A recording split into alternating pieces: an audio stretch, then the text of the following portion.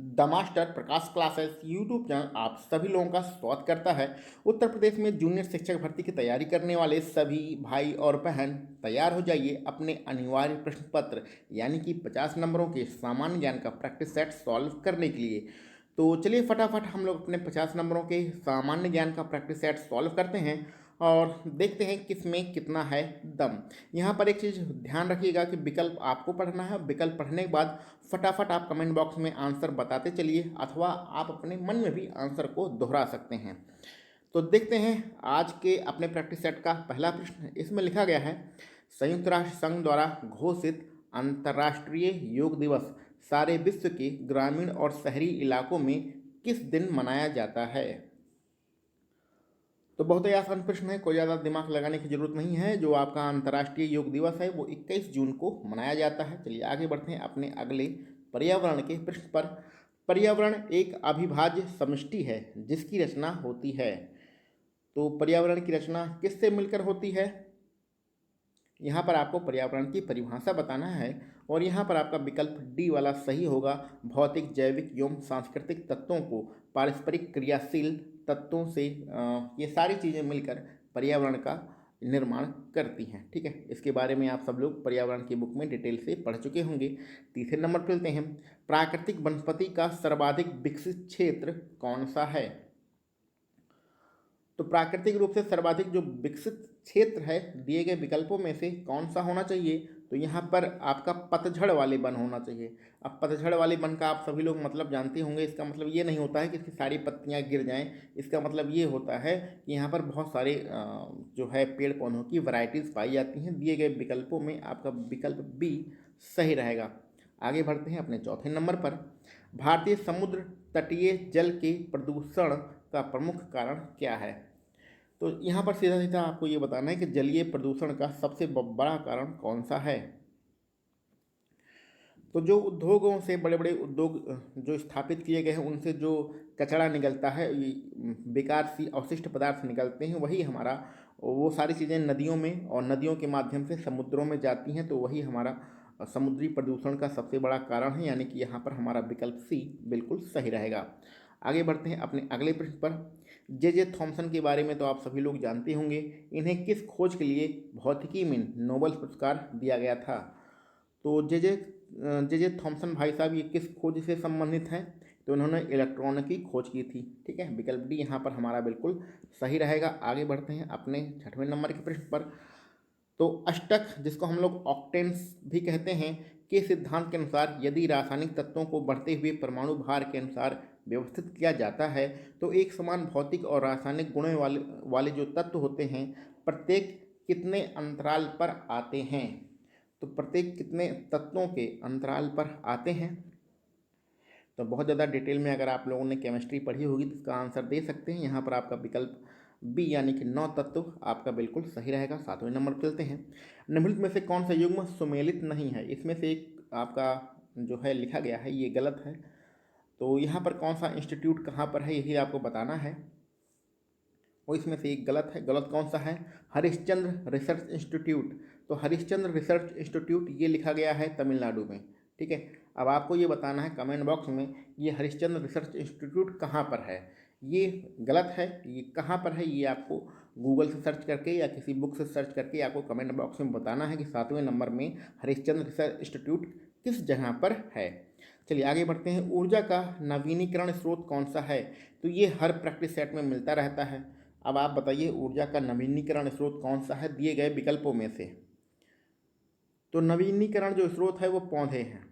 ठीक है, दिए गए विकल्पों के अनुसार यहाँ पर बात हो रही है नवीनीकरण स्रोत सौर ऊर्जा होती है, लेकिन दिए गए विकल्पों में यहाँ हमारे पौधे बिल्कुल सही रहेंगे। ठीक है, अब इस पर डिस्कशन नहीं करना है। आगे बढ़ते हैं अपने अगले प्रश्न पर। इको मार्क उन भारतीय उत्पादों को दिया जाता है दो, यानी कहने का मतलब इको मार्क का निशान किस पर लगाया जाता है? तो इको मार्क का निशान उस पर लगाया जाता है जो पर्यावरण के अनुकूल होते हैं, यानी कि विकल्प सी हमारा बिल्कुल सही रहेगा। 10वें नंबर के प्रश्न में आपको बताना है कि इसमें से कौन सा जोड़ा गलत है। चलिए चारों विकल्पों को ध्यान से पढ़िए और बताइए कौन सा जोड़ा गलत है। शांत घाटी आंदोलन, यहाँ पर विकल्प डी को ध्यान से देखिए, बाबा आमटे लिखा है, ये आपका बिल्कुल गलत है। और बाकी के तीनों जो आपके विकल्प हैं ये आपके बिल्कुल सही हैं। यहाँ पर हमारा विकल्प डी बिल्कुल सही रहेगा। 11 नंबर बढ़ते हैं। निम्नलिखित भारतीय पक्षियों में कौन सा अत्यधिक संकटपन्न किस्म है, यानी कि सबसे संकटग्रस्त भारतीय पक्षी कौन सा है, ये आपको बताना है 11 नंबर में। तो 11 नंबर में आपका बी वाला जो विकल्प है ग्रेट इंडियन बस्टर्ड, ये आपका बिल्कुल सही रहेगा। संकटग्रस्त तो सभी हैं लेकिन सबसे ज़्यादा आपका विकल्प बी वाला सही रहेगा। आगे बढ़ते हैं 13 नंबर पर। भारत में आबादी वाले गांव की कुल संख्या कितनी है, यानी कि भारत में टोटल कितने गांव हैं जिसमें आबादी रहती है, जिसमें कोई ना कोई व्यक्ति रहता है। तो यहाँ पर बहुत कठिन प्रश्न है। यहाँ पर आपका विकल्प सी जरा ध्यान से देखिए, 5,97,464, ये वाला विकल्प आपका बिल्कुल सही रहेगा। अगले 13 नंबर से आपके रीजनिंग के प्रश्न स्टार्ट होते हैं। तो रीजनिंग के प्रश्नों को कैसे सॉल्व करना है, इसकी टोटल हम लोगों ने 20 रीजनिंग के वीडियो बनाई हैं। आप सामान्य ज्ञान के जो जूनियर शिक्षक भर्ती की प्लेलिस्ट है उसमें जाइएगा, उसमें नीचे सर्च करिएगा, रीजनिंग के आपको 20 प्रैक्टिस सेट मिलेंगे जिसको सॉल्व कराया गया है। उसमें ये 13 नंबर 14 नंबर किस प्रकार से सॉल्व कराना है, इन सारी चीज़ों के बारे में बताया गया है। तो इसको हम लोग सॉल्व अभी नहीं करेंगे, जैसे कि 16 नंबर के प्रश्न को बहुत ही अच्छी तरीके से समझाया गया है कैसे हमें सॉल्व करना है। तो वो 20 प्रैक्टिस सेट आप देख लीजिएगा, ठीक है। तो 17 नंबर 18 नंबर ये बहुत ही आसान है, कोई इसमें आपको दिक्कत होने वाली नहीं है। एक बार इसको सॉल्व कर लीजिएगा, कैसे करना है आपको बता दिया गया है, पहले प्रैक्टिस सेट देख लीजिएगा, उसके बाद सब कुछ आप सॉल्व कर सकते हैं। और ये पीडीएफ आपको कहाँ मिलेगी, आप टेलीग्राम चैनल को ज्वाइन कर लीजिए, वहाँ पर आपको ये पीडीएफ मिल जाएगी। आराम से डाउनलोड करिए और आराम से बैठ के सारे क्वेश्चनों को सॉल्व करिए। चलिए आगे बढ़ते हैं भैया अपने 20 नंबर के प्रश्न पर। भारतीय संविधान के निर्माताओं ने स्वतंत्रता, समता और बंधुत्व के सिद्धांत को किस संविधान से लिया है। तो ये सारी चीज़ें किस देश के संविधान से लिया गया है। तो 20 नंबर में आपका जो है पहला वाला विकल्प फ्रांसीसी संविधान, ये आपका बिल्कुल सही रहेगा। 21 नंबर पर बढ़ते हैं। संपूर्ण भारत के भूभाग में मुक्त रूप से आवागमन करने का अधिकार भारतीय संविधान के किस आर्टिकल के अंतर्गत मौलिक अधिकार है। तो आप भारत में कहीं भी जा सकते हैं, ये आपका मौलिक अधिकार है। आपको बताना है ये किस आर्टिकल के तहत, किस अनुच्छेद के तहत आता है। तो ये आर्टिकल 19 के तहत आता है, यानी कि पहला वाला विकल्प आपका बिल्कुल सही रहेगा। आगे बढ़ते हैं, कीन्स भाई साहब के बारे में बात करते हैं कि जे.एम. कीन्स कौन थे। बहुत ही फेमस नाम है ये अर्थशास्त्र के लिए। तो स्वाभाविक सी बात है यहाँ की 22 नंबर में आपका विकल्प भी अर्थशास्त्र या अर्थशास्त्री आपके बिल्कुल सही रहेंगे। 23 नंबर पर चलते हैं। कौन सा नियम यह कहता है कि संचरण में बुरा पैसा अच्छे पैसे को बाहर करता है। तो इकोनॉमिक्स का बहुत ही बढ़िया प्रश्न है, इसका कौन सा आंसर होना चाहिए, सोच समझ लीजिए। तो ये नियम जो है वो ग्रेसम का नियम है, यानी कि विकल्प आपका सी वाला यहाँ पर बिल्कुल सही है। आगे बढ़ते हैं। भारत में तीसरी पंचवर्षीय योजना का मुख्य उद्देश्य क्या था। तो तीसरी पंचवर्षीय योजना किस पर आधारित थी, मुख्य रूप से ये कृषि पर आधारित थी। आपका बी वाला विकल्प यहाँ पर बिल्कुल सही है। फटाफट आपको सारे विकल्प पढ़ते जाना है और कमेंट बॉक्स में आंसर बताते जाना है, ठीक है। तो विकल्पों को आप तेज स्पीड से पढ़िए। तो 25 नंबर में लिखा है, जब श्रम पूर्ति वक्र पीछे छूटता है तो क्या होता है। तो यहाँ पर भैया आपका दिए गए विकल्पों में कौन सा सही होना चाहिए। 25 नंबर में सी वाला सही होना चाहिए, आय निम्न स्तरीय वस्तु हो जाती है, यानी कि सी वाला विकल्प आपका बिल्कुल सही है। 26 नंबर में आपको जोड़ा मिलाना है, तो कौन किससे संबंधित है ये आपको जोड़ा मिलाना है 26 नंबर में। तो चलिए 26 नंबर का हम लोग जोड़ा मिला लेते हैं। चलिए स्टार्ट करते हैं। चौपानी मांडो किस काल से संबंधित है। तो ये आपका मध्य पाषाण काल से संबंधित है, यानी चौथे नंबर पर जाएगा। कुल्ली किससे संबंधित है, तो ये ताम्र पाषाण काल से संबंधित है। अतिरक पक्कम किससे संबंधित है, तो ये भैया जाएगा पुरा पाषाण काल में, यानी पहले नंबर पर। और इनाम गांव ये किससे संबंधित है, तो ये 3 बचा है आपका पूर्व हड़प्पा काल, इससे संबंधित है। तो यानी कि आपका क्रम जो बन रहा है वो 4 2 1 3 बन रहा है। और ये अब आप विकल्प को देखिए, 4 2 1 3 आपके विकल्प बी में दिया गया है। तो ठीक है, आप लोग समझ गए होंगे। चलिए आगे बढ़ते हैं अपने 27 नंबर के प्रश्न पर। 27 नंबर के प्रश्न में भी हमें जोड़ा ही मिलाना है, तो पहले जोड़ा मिला लेते हैं, विकल्पों को बाद में देखेंगे। चलिए स्टार्ट करते हैं। सारी बौद्ध संगति के बारे में बताया गया है और उनके अध्यक्ष के बारे में बताया गया है। तो पहली बौद्ध संगति जो हुई थी उसके अध्यक्ष कौन थे? तो पहले के अध्यक्ष थे महाकश्यप। दूसरे के अध्यक्ष कौन है? तो दूसरे के हैं सबाकामी। ठीक है, तो हाँ ठीक है। और तीसरे पे तृतीय के अध्यक्ष कौन है? तो तीसरे के तिस्स साहब अध्यक्ष थे और चौथे के बचा है वसुमित्र, तो ये चौथा जाएगा तीसरे नंबर पर। तो 2 1 4 3 ये हमारा क्रम बन रहा है। अब विकल्पों को देखते हैं। 2 1 4 3 आपके विकल्प डी में दिया गया है। चलिए 28 नंबर पर आगे बढ़ते हैं। विक्रम संवत और शक संवत में कितने वर्षों का अंतर है? तो विक्रम संवत और शक संवत में टोटल 135 वर्ष का अंतर है, यानी कि विकल्प सी आपका सही रहेगा।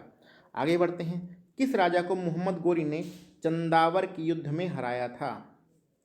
तो चंदावर के युद्ध में किसको हराया था भैया? जयचंद को हराया था। विकल्प बी यहाँ पर हमारा सही रहेगा। वह इटली, इतावली मतलब होता है इटली, इटली का यात्री कौन था जो विजयनगर साम्राज्य में आया था? ठीक है, और उसने वहाँ पर बहुत ज़्यादा प्रशंसा किया है।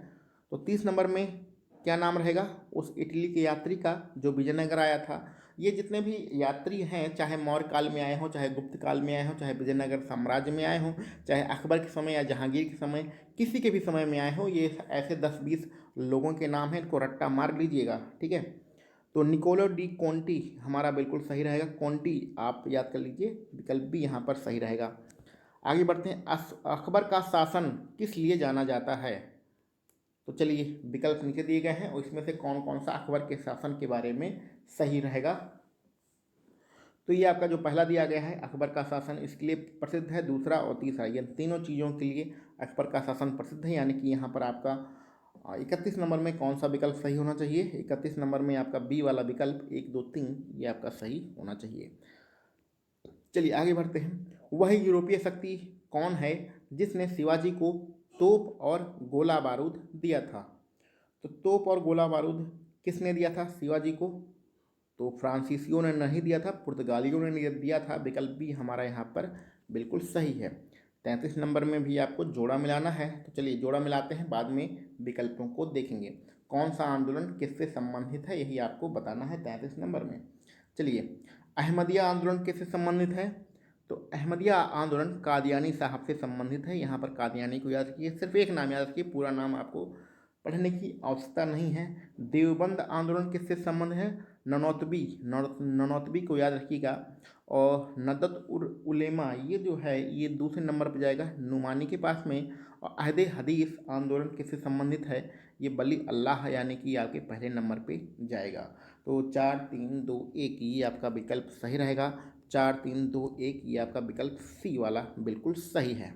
चलिए आगे बढ़ते हैं 34 नंबर पर। निम्नलिखित में से कौन भारतीय राष्ट्रीय कांग्रेस की प्रथम महिला अध्यक्ष थी? तो सही आंसर क्या होगा इसका? Shrimati Annie Besant. ठीक है, विकल्प भी आपका बिल्कुल सही रहेगा। दिल्ली भारत की राजधानी कब बनाया गया था? तो दिल्ली को भारत की राजधानी कब बनाया गया ये आपको बताना है। तो भैया ये 1911 की बात है, तो विकल्प भी यहाँ पर हमारा बिल्कुल सही है। 36 नंबर पे आगे बढ़ते हैं। निम्न में से किसे दूसरी बार अमेरिकी संसद प्रतिनिधि सभा का स्पीकर नियुक्त किया गया है? तो किसे किया गया है दूसरी बार? नैन्सी पेलोसी को किया गया है। नैन्सी पेलोसी को, नैन्सी आप नाम याद रखिए। विकल्प सी यहाँ पर आपका सही रहेगा। 37 नंबर पर चलते हैं। अब हमारे थोड़े से करंट अफेयर्स वाले क्वेश्चन स्टार्ट हो रहे हैं। हाल ही में किस देश ने अपने बासमती चावल के लिए भौगोलिक संकेतक यानी जीआई टैग प्राप्त किया है? तो किसने किया है बासमती चावल के लिए? पाकिस्तान ने ये कब्जा कर लिया है जीआई टैग पर बासमती चावल के लिए। ठीक है, भारत इसमें पीछे छूट गया। 38 नंबर पर चलते हैं। किस देश ने साल 2021 में संयुक्त राष्ट्र को शांति मिशन के लिए $1.5 लाख की मदद करने की घोषणा किया है? तो ऐसा किसने किया है?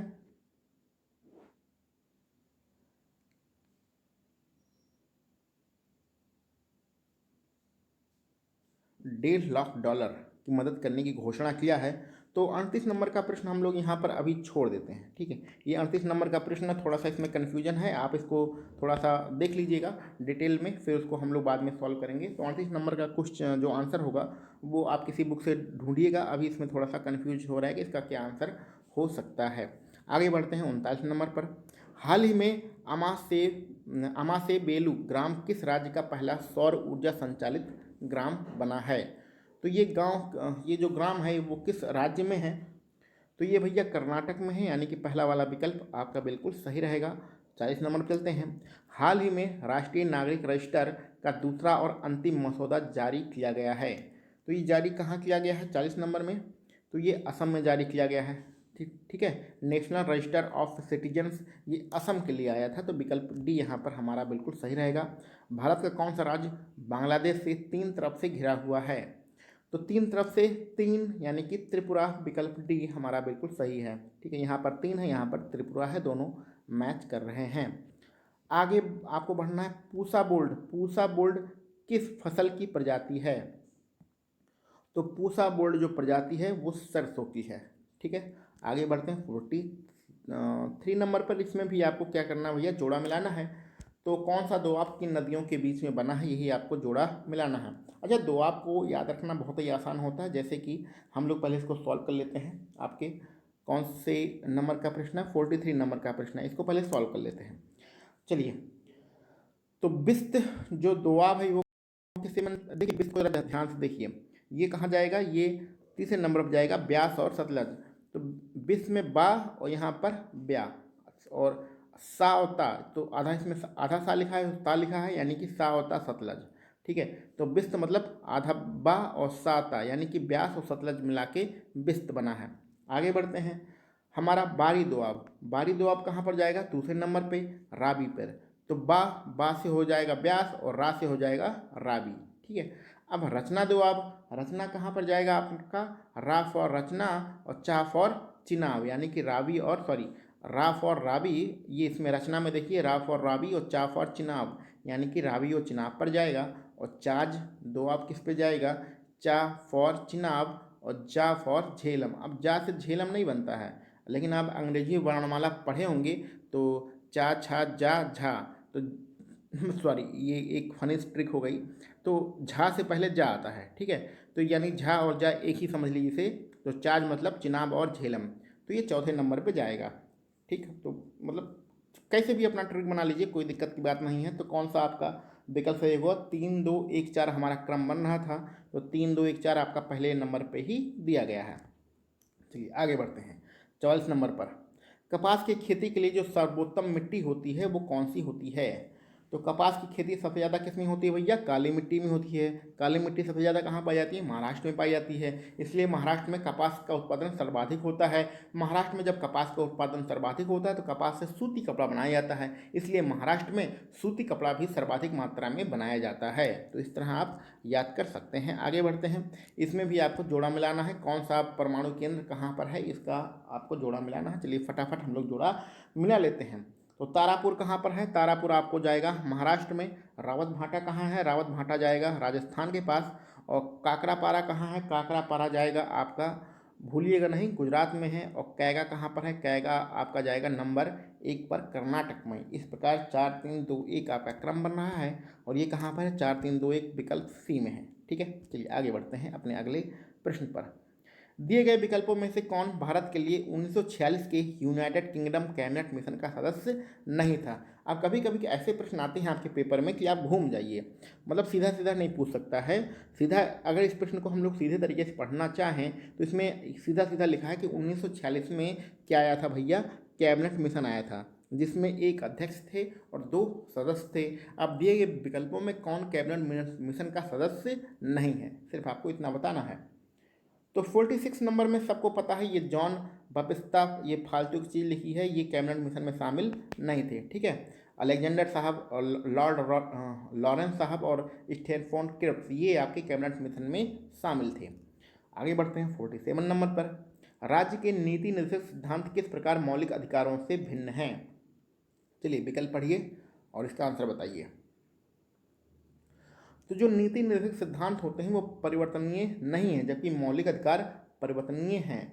तो परिवर्तनीय, इसका ये भी कह सकते थे, परिवर्तनीय मतलब इसको बदला नहीं जा सकता है, लेकिन मौलिक अधिकार को बदला जा सकता है, संशोधन किया जा सकता है।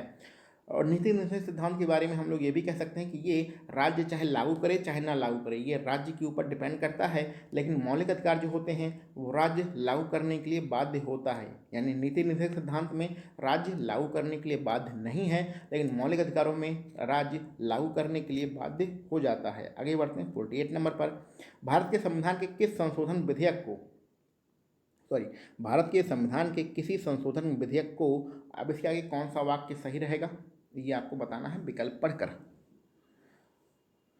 तो भारत के संविधान के किसी संशोधन विधेयक को लोकसभा या राज्यसभा में पेश किया जा सकता है, आपका विकल्प भी यहाँ पर बिल्कुल सही रहेगा। आगे 49 नंबर का प्रश्न पढ़ते हैं और इसमें आप सभी लोग कंफ्यूज हो जाएंगे। 49 में लिखा है भारतीय संविधान किस तिथि को अपनाया गया है। इस शब्द को विशेष रूप से ध्यान दीजिएगा। अब कौन सा विकल्प सही रहेगा, तो प्रथम दृष्टया सभी लड़के कहेंगे यहाँ पर पहला विकल्प सही है, और कुछ लोग कहेंगे यहाँ पर बी वाला विकल्प सही है। अब यहाँ पर दिक्कत है कि हम किस विकल्प को सही माने, तो ध्यान दीजिएगा यहाँ पर जब आपका शब्द लिखा गया हो अपनाया गया, तो आपका विकल्प बी सही होगा। ठीक है, 26 नवंबर 1949 को भारतीय संविधान अपनाया गया था, क्योंकि इस तारीख को बहुत सारी चीज़ें जैसे कि नागरिकता या मौलिक अधिकार लागू कर दिए गए थे। लेकिन अगर लिखा हो अंगीकार, भारत संविधान को कब अंगीकार किया गया।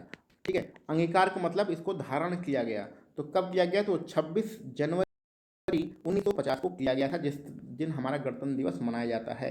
तो अंगीकार की बात आए या धारण करने की बात आए तो 26 जनवरी लिखिएगा, अपनाने की बात आए तो 26 नवंबर लिखिएगा 1949। तो इस प्रश्न के लिए आपका बी वाला विकल्प सही रहेगा। क्लियर, आगे बढ़ते हैं आज के अपने आखिरी प्रश्न पर, और उत्तर हमारा आपके नीचे दी गई है। भारत के किस राज्य में प्रति हेक्टेयर धान की उत्पादकता सर्वाधिक है। तो प्रति हेक्टेयर जो धान का उत्पादन होता है वो किस राज्य में सबसे ज़्यादा होता है, तो हमें सबको पता है वो पंजाब में सर्वाधिक होता है। तो यानी पहला वाला विकल्प हमारा बिल्कुल सही रहेगा। तो इस प्रैक्टिस सेट में हम लोगों ने आपके जो अनिवार्य प्रश्न पत्र है उसके 50 प्रश्नों को सॉल्व किया है। इन टोटल 50 प्रश्नों में हम लोगों ने जो रीजनिंग के प्रश्न हैं उन्हें छोड़ दिया है। तो आपने कुल कितने प्रश्न सॉल्व किए हैं, उसमें से आपके कितना स्कोर हो रहा है इसको कमेंट बॉक्स में ज़रूर बताइएगा। इसके अलावा यदि कोई मित्र आपके जूनियर शिक्षक भर्ती की तैयारी कर रहे हैं, यूपी टेट की तैयारी कर रहे हैं अथवा सुपर टेट की तैयारी कर रहे हैं, किसी भी परीक्षा की तैयारी कर रहे हैं, तो उन्हें द मास्टर प्रकाश क्लासेस इस यूट्यूब चैनल को शेयर कर दीजिएगा, जिससे हम लोग भी धीरे धीरे एक बड़ा यूट्यूब चैनल बन सकें। अभी हम लोग बिल्कुल नए हैं, सब्सक्राइबर भी कम है, व्यूज़ भी कम आते हैं।